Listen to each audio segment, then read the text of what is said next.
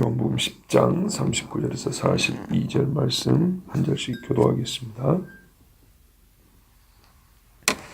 그들이 다시 예수를 잡고자 하였으나 그 손에서 벗어나 나가시니라.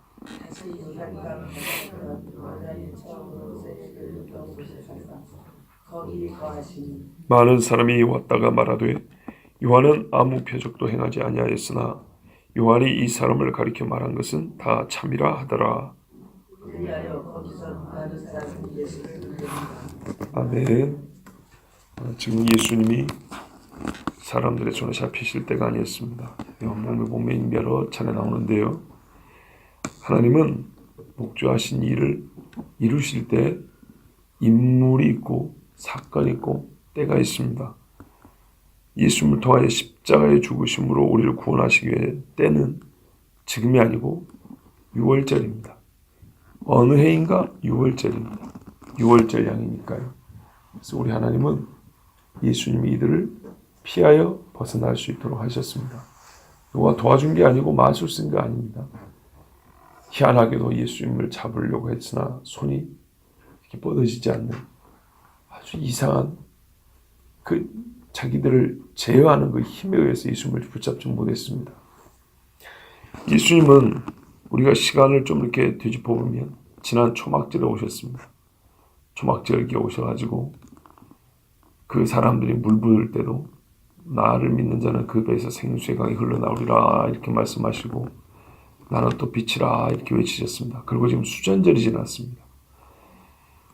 우리 절기로 보면 우리 이 달력의 때로 보면 9월 중순쯤 오셔가지고 12월 중순이 된 겁니다.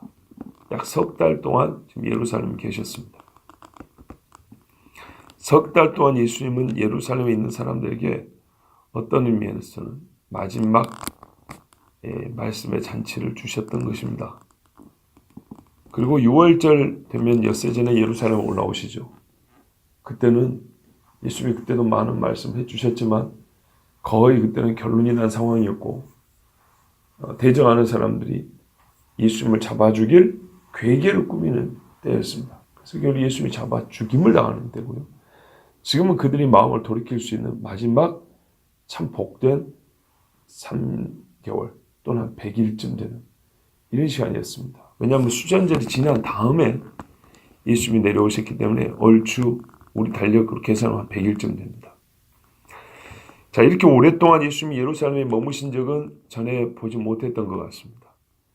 그러니까 많은 이 대화는 그 긴 시간 동안에 있었던 예수님의 말씀의 잔치 속에 있었던 이 말씀의 표현대로 하면은 거짓말을, 거짓의 아비를 둔 사람들이 예수님을 대적했던 그런 일들을 기록해 놓은 것이었습니다. 자, 결과를 보면 아무 열매를 맺지 못한 것처럼 보입니다. 그 석 달 동안에 싸우는 것밖에 거의 이야기가 없죠. 그러나 그렇지 않습니다. 자세히 살펴보면 그 중에 현장에서 간음하다가 잡혀온 여자는 살았습니다. 한 사람이라도 작다고 할 수 있겠습니까? 어떤 사람들은 사도행전 17장에 나오는 바울의 아덴 사역이 실패했다고 생각하는데 그렇지 않습니다. 바울의 아덴은 우리가 소위 말하는 선교하기 제일 어려운 지역입니다. 가장 성황한 경제활동과 철학자들의 이 지식과 말들이 가득가득 있어서 이 복음이 들어갈 틈이 없는 지역이라고 볼 수 있습니다. 거기서 바울은 상당히 짧은 시간에 있었으나 이름이 실명이 거론된 사람 그리고 그 외에 최소 4명입니다. 한 번 설교로 최소 4명입니다. 그러니까 이거는 적은 수확이 아닙니다. 엄청나게 큰 수확이었습니다. 그것처럼 만일 바울의 아덴 사역이 실패라고 보면 예수님의 사역도 실패로 보입니다. 예수님이 집중적으로 이 긴 기간 동안 예루살렘에서 그 많은 사람을 상대로 했으나 마치 사람의 눈에 보기에는 쫓겨나듯이 예수님이 예루살렘을 나온 것처럼 보이기 때문입니다. 그러나 그렇지 않았습니다. 자, 왜냐하면 예수님이 지금 예루살렘에서 나왔는데 예루살렘에서는 예수님을 직접 믿지 못했으나 따라오거나 또는 이 밖에 있는 예수님을 찾아와서 믿는 사람이 여기 기록되어 있습니다. 이 사람들이 예수님의 지난 100일 혹은 3개월 동안의 사역이 전혀 없었다면 올 수 있었을까요? 잘 나가던 예수님이 딱 멈춰버렸다. 그러면 따라왔을까요? 그러지는 않았을 겁니다. 그 당대 그 시간에는 믿지 않았을지라도 예수님의 사역이 꾸준히 있었기 때문에 예수님이 예루살렘 밖으로 지금 나가셨다는 말 듣고 한번 와본 겁니다. 그래서 믿게 됐습니다. 그러니 이거는 전혀 실패한 게 아닙니다. 예수님이 예루살렘을 떠나셨습니다. 스스로 떠난 겁니다. 어디로 갔냐 하면 갈 데는 많은데요. 요단강 저편, 요단강을 건너서 요한이 처음 세례 주던 곳입니다. 지금은 요르단이지만 예전에는 이스라엘 지역입니다. 요단 저편에도 다윗도 피난 갈 때 요단강을 건너서 피난 갔잖아요. 그 오른쪽에 역사적인 유적지가 많습니다. 길르앗도 있지, 마하나임도 있지. 하여튼 이 중요한 자리들이 많이 있는데 예수님이 요단강 저편 요한이 처음 세례 베풀던 곳 베다니로 갔습니다. 여러분 여기서 우리가 오늘 한 가지 또 추가로 생각해 볼 건 장소가 갖고 있는 의미입니다. 장소. 자, 예수님은 예루살렘과 사뭇 다른 장소로 갔습니다. 신앙의 유적지이면서 말 그대로 조용하고 한적한 곳입니다. 예루살렘처럼 북적거리는 곳이 아니었습니다. 요한이 처음 세례 베풀던 곳 베다니 지나감의 장소라는 뜻입니다. 지나갔다는 얘기입니다. 그러면 유래가 있는 이야기인데요. 뭐가 지나갔다는 얘기일까요? 그렇죠. 여호수아와 이스라엘이 옛날에 요단강을 건넜던 그 자리라고 추정이 됩니다. 사망에서 생명으로 수고해서 안식으로 나가는 길에 그 길목에 예수님이 딱 계셨습니다. 상징적이죠. 예수님을 지나가면 뭐가 됩니까? 구원을 얻는 것이죠. 자, 이 사람들이 예수님을 만나러 어떻게 왔을까요? 요단 저편 사람들이 걸으면 되지만 가나안 쪽에 있었던 원래 예루살렘 쪽에 있었던 사람들은 배를 타고 와야 됩니다. 참 이 수고를 해야 예수님을 만날 수 있었습니다. 그런데 이곳에 예수님이 계셨는데 사람들이 찾아왔습니다. 요한이 처음 세례 베풀던 곳. 지금쯤은요 발길이 뜸한 곳이죠. 왜냐하면 요한이 죽은 지가 3년이 됐습니다. 요한 죽은 지 3년 된 곳에 뭐하러 사람들이 오겠습니까? 향수가 있어서 요한이 생각난 사람 가끔 한번 와봤을 것이고 또는 여호수아 당시 말씀을 한번 확인해 보고 싶은 사람이 한번 와봤을 것이고 말 그대로 요한과 여호수아 성경이 기록하는 위대한 믿음의 사람들이 그리운 사람 한 번쯤 와봤을지 모르지만 많은 사람이 왔다 한 것은 그 전에는 좀 찾아보기 어려운 일이었습니다. 그러니까 최근 이야기는 요한이 세례 줄 때 그 이후에는 많은 사람이 올 일이 없습니다. 물론 나루터로서 사람들이 배를 타고 왔다 갔다 했겠지만 이곳에 머물기 위하여 지나가는 길이 아니고 머물러서 무슨 말을 듣고 누구를 만나기 위하여 이렇게 올 일은 없었습니다. 근데 지금 왜 왔습니까? 예수님 계시니까 온 겁니다. 예수님 계시니까 이 많은 사람들이 베다니를 찾았습니다. 나루터죠. 조용하고 생각을 집중하고 이 베다니는 자기 마음을 돌아보며 들을 수 있는 장소입니다. 눈을 여기저기 돌리며 복잡한 생각 속에 듣는 장소가 아니라 말씀을 들을 때 말하는 이뿐만 아니라 듣고 있는 나 자신을 생각하며 들을 수 있는 장소는 사실 좀 조용한 곳이라 합니다. 우리도 가끔 지금 머릿속으로 상상만 해도 복잡한 시내에서 하나님 말씀을 읽고 묵상하는 것보다 제가 한적한 강가에 앉아가지고 분위기가 완전히 다르거든요. 실제로 그러면 자기 자신을 그 말씀을 이렇게 딱 대어서 고요한 중에 말씀 속에 들어갈 수 있는 그런 유익이 있습니다. 자, 이곳으로 많은 사람이 왔습니다.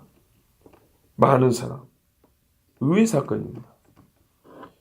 예루살렘으로 많은 사람들이 오지 아니하고 이 한적한 시골까지 많은 사람이 찾아왔습니다. 아마 제자들 중에는 아무도 예상하지 못했을 겁니다. 하나님의 역사는 사람의 생각과 많이 다른 걸 인정해야 됩니다. 이건 우리의 생각과도 다릅니다. 주여, 그렇다면 부자 중에 누가 천국 갑니까? 사람은 할 수 없으되 하나님은 할 수 있다 그랬죠.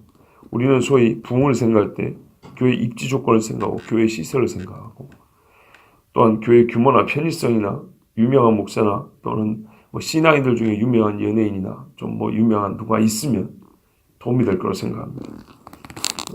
완전히 사람 생각입니다. 본래는 그리스도가 있는 곳에 사람이 몰려듭니다. 이곳은 사람이 몰려들 이유가 없는 곳입니다. 예수님이 있을게 왔습니다. 사마리아 보십시오. 그곳이 무슨 부흥이 일어날 만한 곳입니까? 예수님 계시니까 부흥이 일어났습니다. 그러나 한편 여러분, 반대편도 있습니다. 동일 원리입니다. 예수님 계시기 때문에 떠나기도 합니다. 실제로 보십시오. 예수님 때문에 왔다가 예수님 때문에 떠나버린 수많은 사람도 있습니다. 같은 사람, 그러니까 같은 예수님인데 몰려들기로 하고 떠나기도 하고. 그러면은 서로가 서로 마주볼 때는 둘 중에 하나는 틀린 겁니다. 왜냐하면 상반되기 때문에. 이런 경우는 한편은 복이 있고 한편은 참 복이 없습니다. 지금 성경 이야기를 하고 있습니다. 예수님이 이렇게 말씀하셨죠. 내가 너에게 화평을 주러 온 줄 아냐. 불 던지러 왔다 그랬습니다. 실제로 안 믿는 집안에 한 사람 믿게 되면 불이 붙습니다. 검을 주러 왔다 그랬습니다. 화평하게 살다가 한 사람 예수 제대로 믿어버리면 제가 왜 이런다냐 그러면서 그때부터 싸움이 납니다. 참 여러 가지 그런 경우 봤습니다. 그러다가 복이 있으면 나머지 가족이 예수 믿습니다. 그러면 그 어디나 하늘나라가 됩니다. 이제 그 집은. 근데 그렇지 못하면 진짜 생지옥이 따로 없습니다. 끝까지. 왜냐하면 참과 거짓이 있는 곳에는 반드시 싸움이 있습니다. 어떤 것보다 치열합니다. 그거 아시죠, 여러분? 그 인천 상륙작전을 배경으로 한 영화였는데 북한군 장교가 하는 말이 그 말이었어요. 뭐가 뭐보다 진하냐면요. 피는 물보다 진해도 사상은 피보다 진합니다. 사상. 내가 어떤 사상을 갖고 있냐. 다르게 말하면요. 신앙은 피보다 진하다고도 할 수 있습니다. 바꿀 수 없습니다. 그런데 피보다 진하기 때문에 피를 이기는 사상을 이겨내고 사랑하여 전도할 수 있습니다.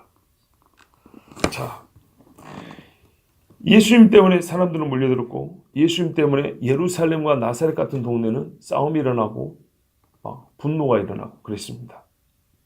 결국은 이 말입니다. 사람의 있고 없음에 진리의 있고 없음을 판가름 낼 수는 없다는 겁니다.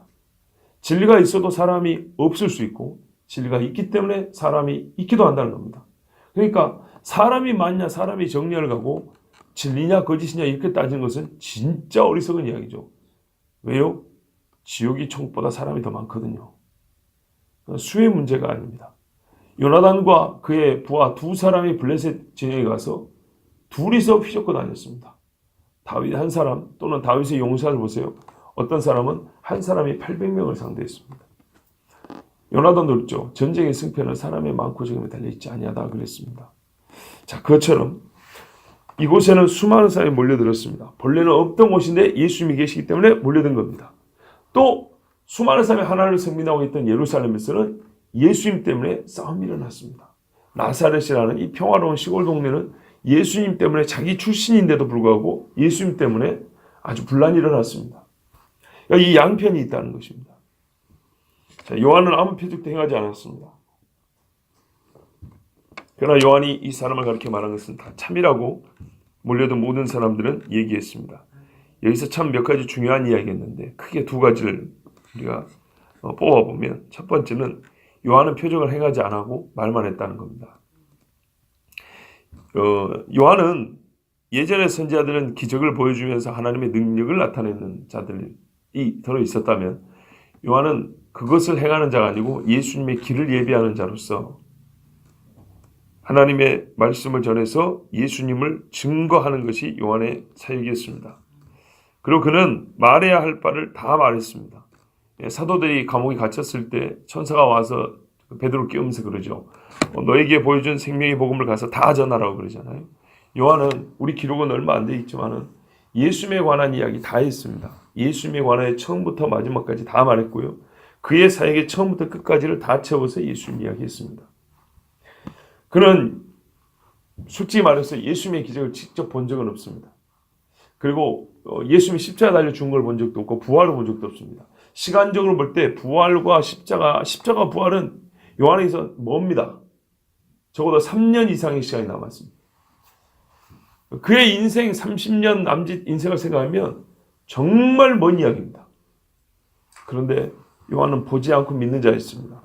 보라, 세상 죄를 지고 하는 하나님의 어린 양이라고 그랬습니다. 이게 무슨 말입니까? 십자가 이야기입니다. 그럼 완전히 죽는다고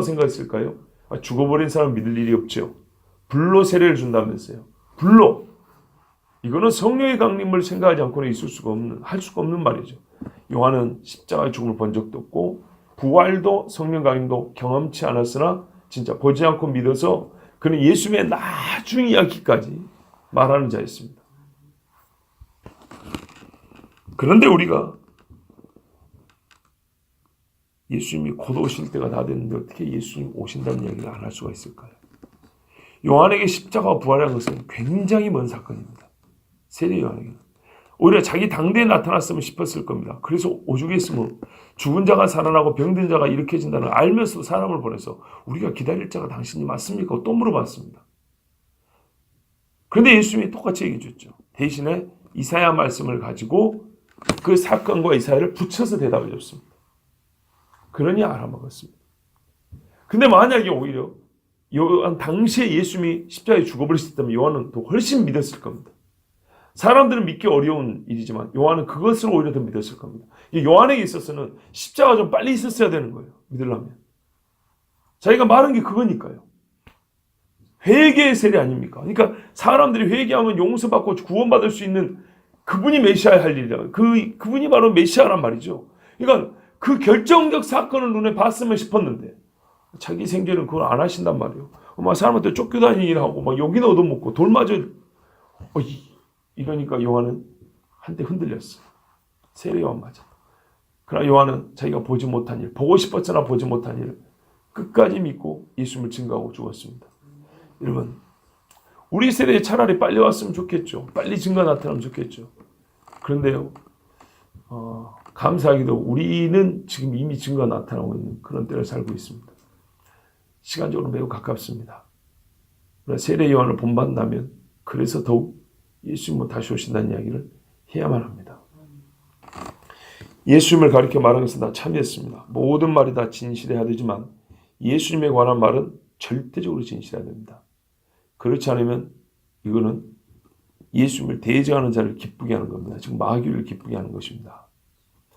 무슨 말이냐면 예수님이 하신 말씀과 예수님이 제자를 통해서 성경 말씀은 누가 가르쳐주든 안 가르쳐주든, 그러니까는 쉽게 말하면 목회자 없는 지역에서 신앙을 지키는 1인이라 할지라도 자기 눈으로 성경을 읽으면서 하나하나 아멘 아멘 아멘 하고 가야 된다는 얘기입니다. 다였습니다. 다. 두 번째는 중요한 이야기인데요. 사람들이 요한의 말을 기억했습니다. 요한이 이 사람을 가리켜 말한 것은 다 참이라. 요한이 이 사람을 가리켜 말하는 것을 들은 적이 있습니다. 들은 적이 있었기 때문에 예수 믿기가 쉬웠습니다. 누군가는 뿌리고 누군가는 거둡니다. 요한이 정말 일 없이 죽은 게 아닙니다. 요한은 많은 씨를 뿌리고 죽었습니다. 벌써 3년이 지났지만 요한의 말은 이 사람들의 머리에 남아 있었습니다.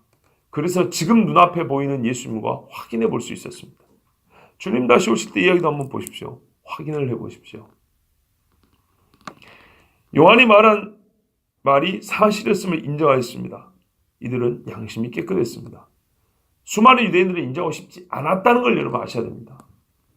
돌을 쳐 죽이려고 했지 인정하려고 했던 사람은 거의 없었습니다. 그런데 여기 모인 많은 사람들은 요한의 말을 생각을 했고 기억에 내었고 그리고 예수님의 사역과 비교해보고 맞다 그랬습니다. 여러분 예수님이 요단강 건너에서 지금 하신 이 만남을 보고 그랬을까요? 아니죠. 지난 3년 이상의 공생애를 종합적으로 판단하고 지금 여기 예수님 앞에 와서 예수님이 지금 뭐라고 또 말씀하셨을 거 아닙니까? 그리고 최종 결론을 내린 겁니다. 복잡한 예루살렘에서 하지 않고 마지막으로 조용한 이곳에서 딱 최종 결론을 내리고 돌아왔습니다. 그분 맞구나. 그래서 요한을 떠올렸고 요한이 한 말이 참인 것을 확인하고 예수님을 믿게 되었습니다. 그러나 어떤 사람들은 요한의 말을 들었지만 요한도 믿지 않냐고 예수님도 믿지 않은 사람들이 있었습니다. 그러니까요. 모든 얘기 거의 동일하게 은혜의 조건이 주어집니다. 요한이 말을 했을 때 어떤 이들은 네가 그리스도냐 메시아냐 엘리야냐 하면서 요한을 자꾸 힐난했습니다. 그런데 당신은 아니었지만 어쨌거나 요한의 말을 기억하고 두고 있었던 사람들은 예수를 보고 맞다 하고 정말 유대인 입장에서는 믿기 어려운 예수를 믿는 겁니다. 이 사람들에게는 이 신앙으로 개심하는 것이 진짜 어려운 이야기입니다. 지금도 보세요. 2000년이 지났는데 어쩌고 있는가. 그런데 이 계심의 결정적 역할을 한 게 요한의 말이었다는 겁니다. 자, 그리하여 거기서 많은 사람이 예수를 믿으니라. 이 사람들이 여기 어떻게 왔을까요? 처음에 온 의도는 요한의 말이 진짠가? 그러고 온 거 아닙니다. 와서 예수님의 말씀을 듣고 예수님을 보는 중에 그동안에 예수님의 사역을 생각하는 중에 요한의 말이 동시에 떠올랐던 것이고요. 그리고 그들의 깨끗한 양심은 맞다. 이 사람이 메시아구나 라고 이렇게 확증을 했다는 것입니다. 그러니까 예수님 보고 싶어서 왔는데 이곳이 하필이면 세례요한이 세례 주던 곳이었단 말이에요. 그러니까 떠올랐을까 안 떠올랐을까? 떠오른다는 거죠. 사람은 그렇거든요. 보고 들으면 마음이 훨씬 더 잘 작동, 움직입니다. 믿음의 역사가 있었던 곳, 순교자의 증언이 들리는 곳, 그리고 예수님이 계시는 곳에서 사람들은 세상 소리를 듣는 귀를 자연스럽게 닫고 하나님의 말씀을 듣는 마음을 자연스럽게 여는 경우가 있습니다. 그래서 장소의 변화도 참 중요합니다. 바로 거기서 이 사람들은 예수님을 믿었습니다. 거기서 장소만 얘기하지 않습니다. 그 장소에서 예수님 말씀하신 바로 그때가 포함되어 있습니다. 바로 거기서 예수님을 믿었습니다. 여러분 미루지 마세요. 은혜가 주어질 때는 미루지 마세요. 마귀가 제일 좋아합니다. 마귀에는 가라지를 뿌릴 시간이 필요하거든요. 복음이 뿌려지지 않은 곳에는 가라지 뿌릴 필요가 없습니다. 원래 거기는 묵혀둔 밭이니까. 그런데 갈아엎고 이 곡식의 씨앗을 뿌려놓는데 마귀는 거기에다가 가라지를 더 뿌리는 거예요. 성경에 더 뿌린다고 되어 있어요. 그 시간을 주면 안 됩니다. 그런데 우리 믿는 사람들이 또는 믿지 않는 경우에도 마찬가지예요. 믿지 않는 사람이 복을 들으면 다음에 와서 믿을게요. 다음에 그때 가라지 더 뿌리면 기력이 약해져가지고 일어나지 못하고 그대로 다시 돌아버립니다. 믿는 사람들은 마찬가지입니다. 하나님께서 그때그때마다 그 장소에서 그때그때마다 은혜를 주십니다. 그런데 그것을 그게 바로 그 자리에서 받지 않으면 솔직히 말해서 그 다음에는 그 말씀 그냥 잊어버리지. 은혜 안 됩니다. 은혜가 안 됩니다. 은혜가 되는 것은 바로 그 장소에서 그때입니다. 거기서 그 시간에 은혜가 안 되는 하나님의 말씀이나 하나님이 행하신 어떤 일은 내가 그거 한번 곱씹어 봐야지. 그러고 가서 다시 곱씹는 기회를 가진다는 것도 현실적으로 어렵고 왜? 여러분 나는 나를 잘 알아요. 크게 보면 사람은 사람이 어떤 존재인지 알아야 돼요. 절대가 안 돼요. 네. 근데 집에서 기도할게요. 그거 잘 안 되는 것처럼 그냥 뭐 다음에 한번 생각해보지. 그거 잘 안 된다고요. 하나님의 말씀은 바로 그 자리에서 그 시간에 받고 담아가는 것이 가장 복이 있습니다. 그리고 이게 가장 현실적으로 우리에게 필요한 자세이기도 합니다. 이 사람들이 예수님의 말씀 듣고 다음에 한번 생각해보지 이러고 왔으면 이들은 절대로 예수님 못 만납니다. 성경은 불필요한 말을 기록하지 않습니다. 그리고 우리에게 매우 중요한 그 말들이 필요한데 그 필요가 어떤 성질에 있어서 그러니까 어떤 성질의 것으로 필요한지를 우리가 또 잘 파악해야 됩니다. 다시 한번 말씀드리면 이 사람들은 예수님 보러 왔습니다. 예수님 보러 왔더니 예수님이 장소를 택하기를 세례 요한이 세례 주던 곳을 택했습니다. 이 모든 것들이 종합하여 사람들은 안 그래도 한적한 곳이기 때문에 조용히 집중하여 들을 수도 있었는데 요한이 떠올랐습니다. 그러니까 여기 요한이 나오는 거예요. 요한이 세례 주던 장소, 요한의 말. 그 전에는 이 사람들이 요한의 말을 까먹고 있었냐? 머릿속에는 있었는데 예수를 만날 때 이게 떠오르지가 않습니다. 근데 이 장소에서 떠올랐어요. 그러고 보니 그때 이제 요한이 뿌린 씨가 봐라 싹이 나기 시작해서 예수님을 여기서 보자 확 그냥 믿음이라는 열매를 맺었습니다. 그러니까 장소도 중요하고 시간도 중요했습니다. 그러므로 이 장소와 시간을 주님이 택하시고 정하셨다면 바로 택한 그 장소와 택한 그 시간에 우리의 반응이 필요하다는 겁니다. 주님이 그 장소와 그때를 택했다면 우리는 주님이 택하신 그 장소와 그때에 나의 주님이 원하시는 반응이 바로 거기서 나타나야 된다는 겁니다. 감사하게도 이 사람들은, 정말 반갑게도 이 사람들은 여기서 예수님을 믿었습니다. 여기서 믿음은 의심의 여지가 필요가 없고요, 추가적인 설명이 필요 없는, 개선이 필요 없는 말 그대로 예수님을 메시아로 믿는 믿음이었습니다. 여러분, 오늘 이 말씀 우리 신앙인들, 이 불신자도 그렇지만 이 사람들은 불신해서 신으로 바뀐 거지만, 신앙인은 우리 자신도 우리 신앙을 조금 더 예수님 중심으로 조금 더 말할까요? 이전보다 더 좀 한 단계 업그레이드라고 그러죠. 한 걸음 더 앞으로 나가는 신앙이 되기 위해서 우리 힘써야 될 것이 무엇인가를 가르쳐 주기도 합니다. 아주 쉽게는 우리가 수련을 간다, 또는 수련의 장소를 택할 때 좀 낯선 곳을 가죠. 그 낯설지만은 시외로 조용한 데로 가죠. 보통 거기서도 강가에 있는 호텔을 가는 게 아니고 교회나 아니면은 신앙인들의 흔적이 남아있는 그런 곳들을 가죠. 그러면 어떻게 해요? 희한하죠. 그곳에 가서 앉아서 기도하는데 무슨 신령한 영들이 와서 역사하는 그게 아니고, 이미 주어진 조건들이지만, 우리에게 주어진 이미 복받고 은혜받을 조건들이지만, 이 조건들이 활성화되지 못하게 우리가 삶의 환경에서 이것들은 막 억누르는 게 있거든요. 근데 이 활성화될 수 있는 조건을 조금 더 이렇게 갖기만 해도, 억누르는 것들을 조금 이렇게 풀기만 해도 이미 주어진 은혜의 씨앗들이 막 움직일 수 있는 그런 기회가 됩니다. 거기다가 장소만 그러면 무슨 소용이 있겠습니까만은, 거기에 주의 영이 함께 하시면, 그러면 거기서 우리가 말하는 회심의 역사가 많이 일어납니다. 그래서 옛날에 기도원 가서 은혜 받고 주님 믿었다는 사람이 많은 경우도 그런 겁니다. 하나님은 전능하시지만 우리는 벌레만도 못한 인생이라 우리에게 맞춰서 그 전능의 힘을 사용하십니다. 그래서 주님은 바로 이곳에서 많은 사람들 만나 주셨습니다. 기도하겠습니다.